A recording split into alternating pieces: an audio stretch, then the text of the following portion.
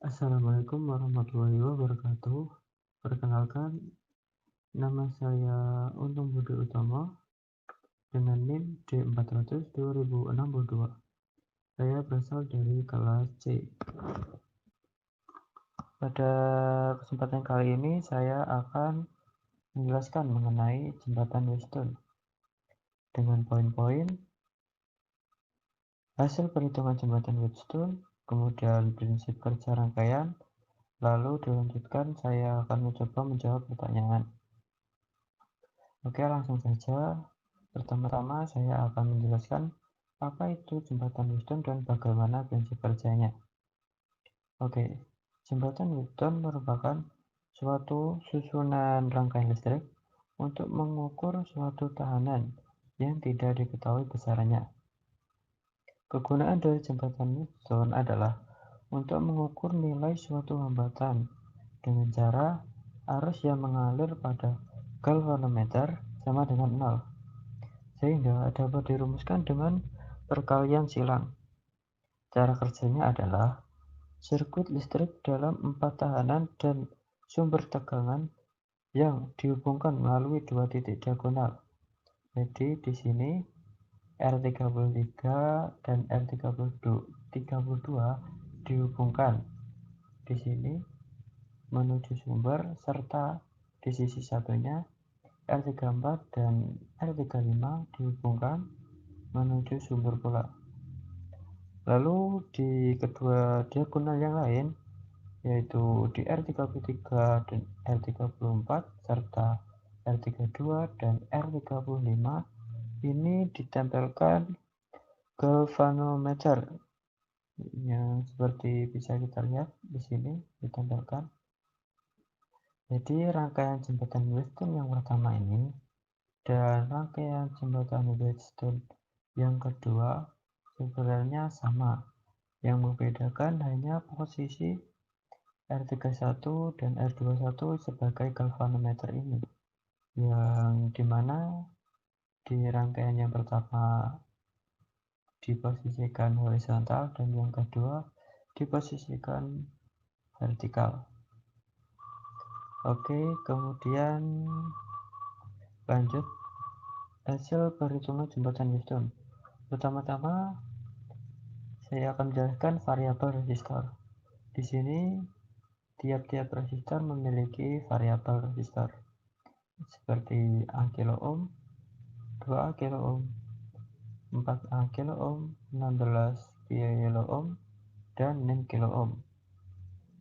Nilai A ini didapatkan dari digit terakhir dari NIM, yaitu NIM saya D400-2062, sehingga digit terakhir dari NIM saya yaitu 2. Tinggal dikalikan saja 1 dikali A kilo ohm yaitu 2000 ohm sampai seterusnya, dan pada variabel NIM kilo ohm ini merupakan 2 digit terakhir dari NIM saya yaitu 62, sehingga pada R31 ini dengan variabel NIM kilo ohm mempunyai nilai hambatan 62.000 ohm. Kemudian rangkaian jembatan Wheatstone ini memiliki syarat agar rangkaian tersebut bisa dikatakan rangkaian jembatan Wheatstone. Ya, jadi yang pertama syaratnya itu R3 dikali R4 sama dengan R5 dikali R2, atau kita contohkan di sini R25 dikali R22 itu sama saja R24 dikalikan R23.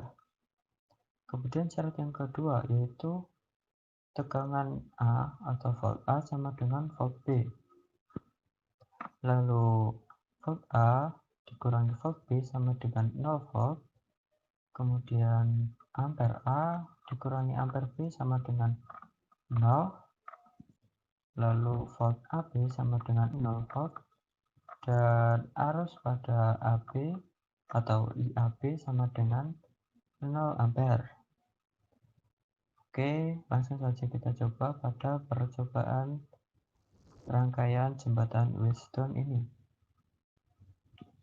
Di sini rangkaian ini hampir sama pada rangkaian 2 yang tadi. Yang membedakan hanya terdapat beberapa alat ukur dengan ampermeter dan voltmeter. Oke, langsung saja kita akan mengetes apakah rangkaian ini termasuk rangkaian jembatan Wheatstone atau tidak. Oke, dengan syarat yang pertama, R3 dikali R4 sama dengan R5 dikali R1.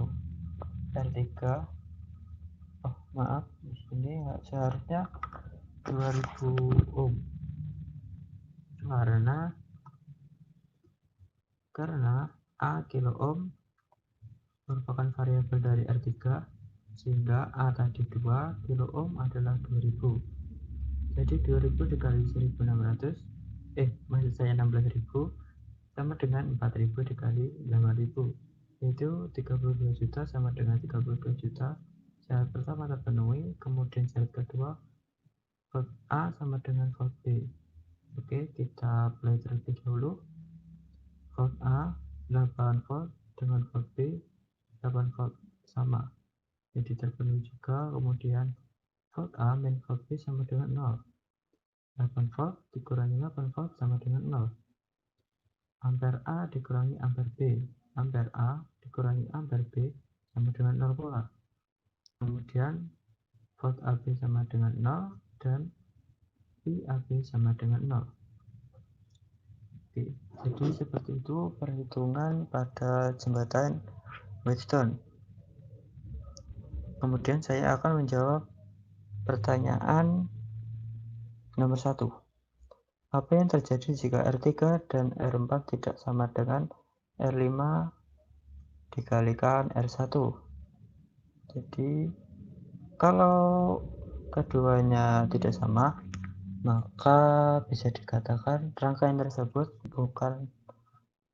bukan termasuk rangkaian jembatan Wheatstone atau tidak dikatakan sebagai rangkaian jembatan Wheatstone. Bisa kita coba diganti seperti tadi. Kita play. Nah, di sini bisa kita lihat volt A dan volt B tidak sama, sehingga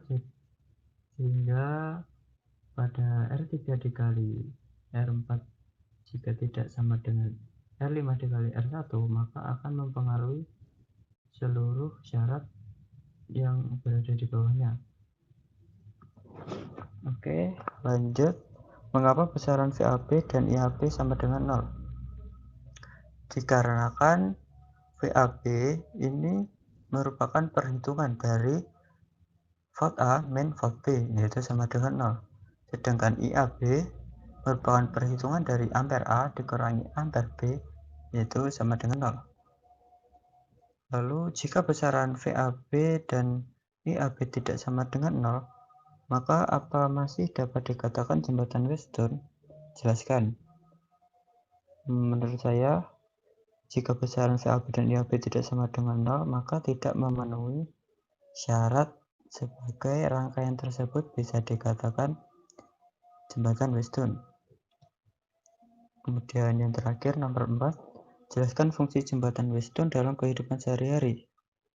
Oke, salah satunya adalah dalam percobaan mengukur regangan pada benda uji berupa beton atau baja.